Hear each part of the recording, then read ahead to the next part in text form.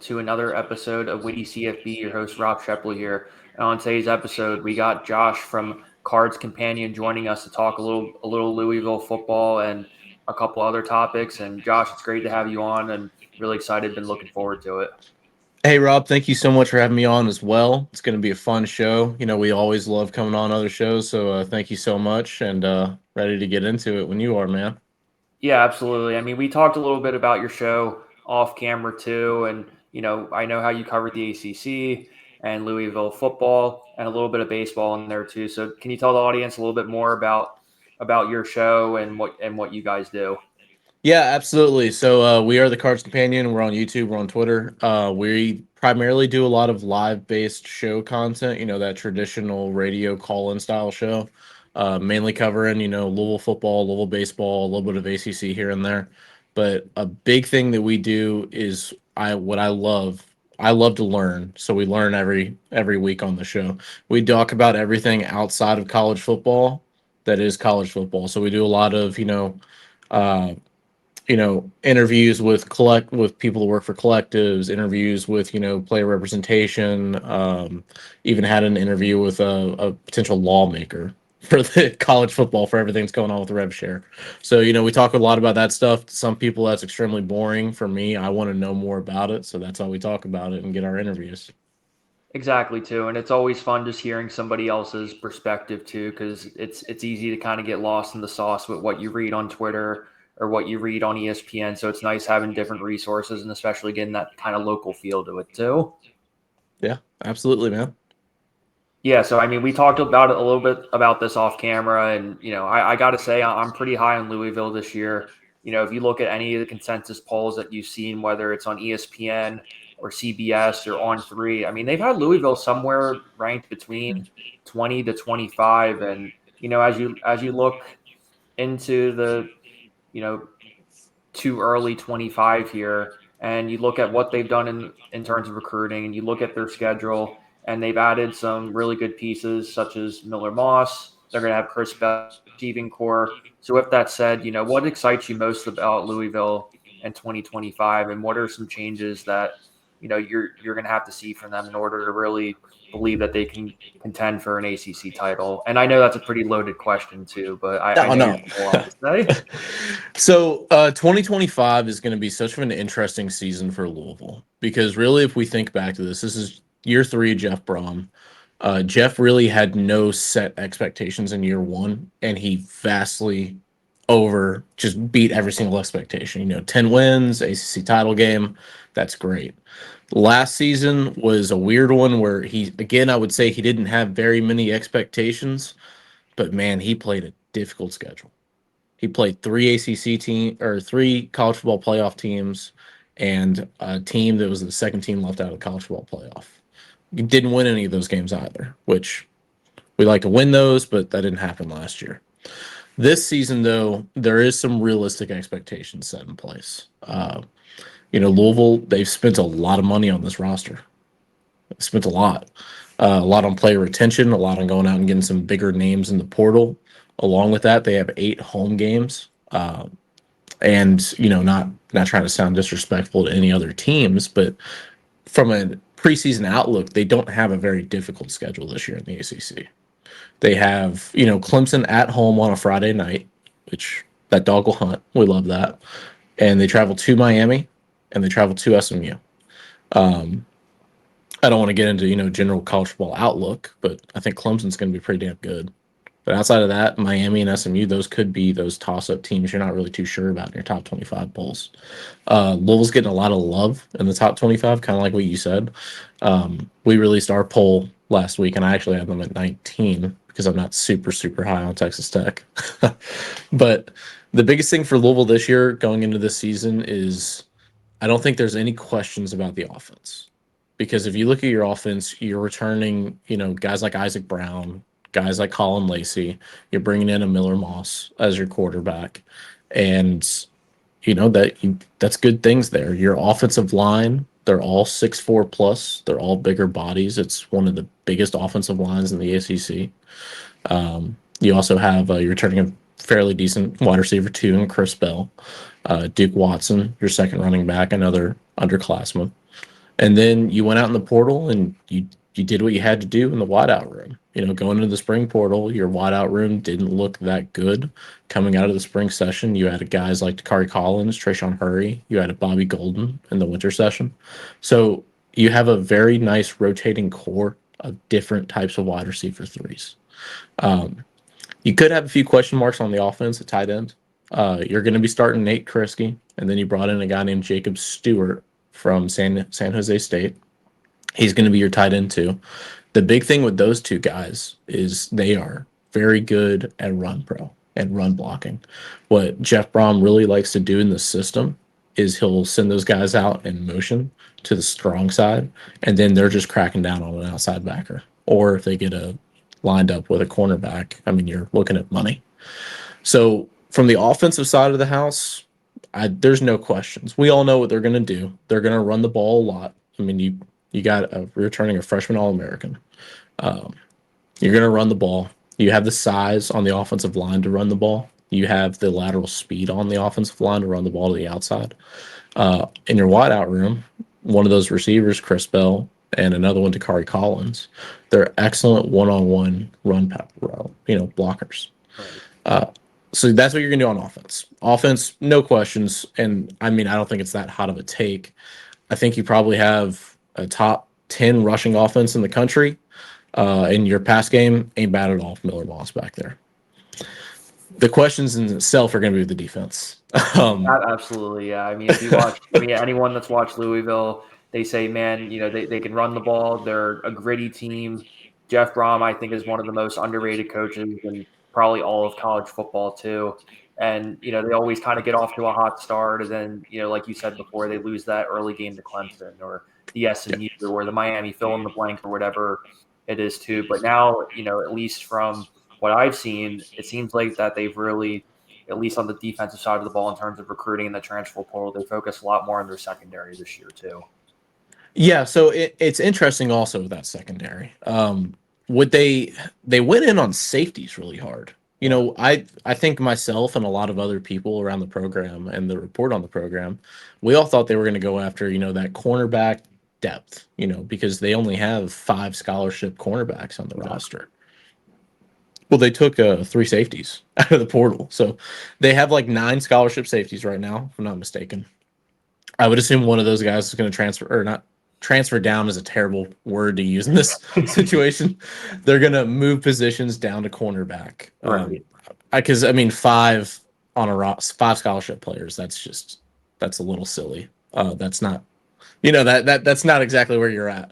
But the very interesting thing with the defense here is I think they have a really, really good linebacker core. And I would honestly go out and say it's probably a top 15 linebacker core. You got guys in there. You got Stanquan Clark. You have Antonio Watts. I mean, these are guys that are going to be playing at the next level after the season. Both, going to go into their upperclassmen guys. Stanquan Clark especially.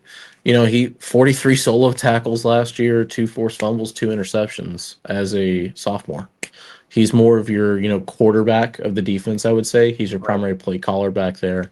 Everything kind of runs through him. A guy like Antonio Watts, he plays more of that the star backer role.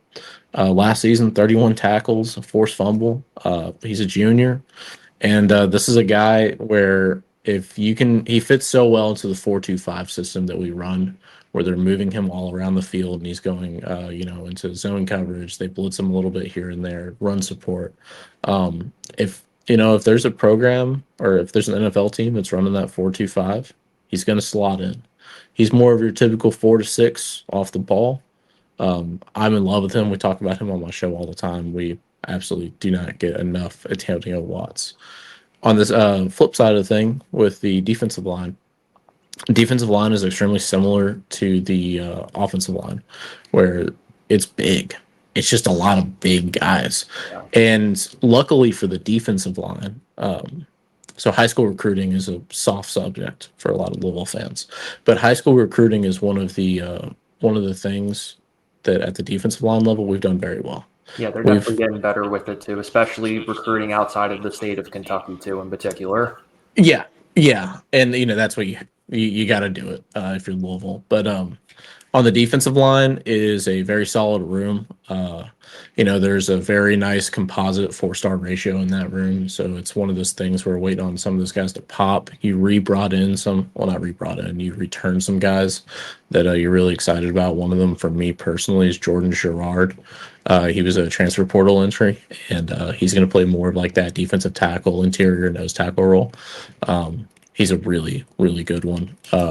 But yeah, and it's going to be a very weird year. Last year, you had Ashton Gelati on your defensive line, and he was great. Nothing wrong with him at all. But he was so different because he has such of a high snap count in itself, and it's not something you see typically out of college football from that. So you're going to have to, get that production back. I think what you do is you'll go more into a heavier, deeper rotation. So you'll see maybe a guy, maybe like guys going, 4 or 5 rotation deep, which will be interesting. But then again, back to what we go to and back to what we originally said for the cornerback room.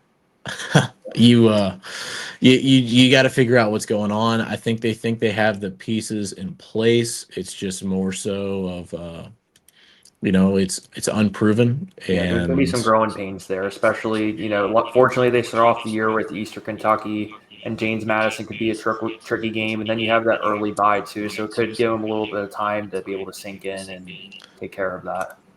Yeah, that's the hope. The thing, and I'm not trying to gas up Louisville's schedule here. I think James Madison is a really good team this upcoming season. They are. They're a team that you watch out. I really think they could compete for that G5 spot. I'm not super in depth with Tulane this year.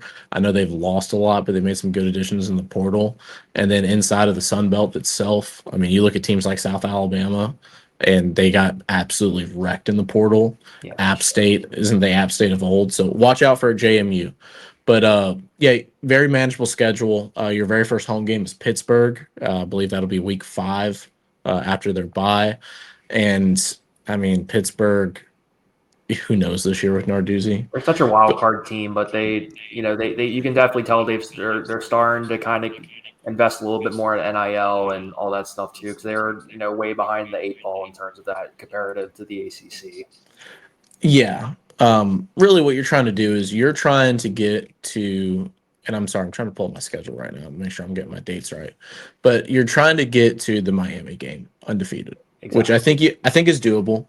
The Miami game, that's going to be one of those where Miami, it can go either way this year for Miami. It depends on how far Carson Beck can take them. And I know that sounds wild to say because Carson Beck is Carson Beck, but at the end of the day, this isn't me just being a hater either. I think Mario Cristobal is one of the worst game day coaches in America. Yeah, you go back to the Georgia Tech game. Yeah.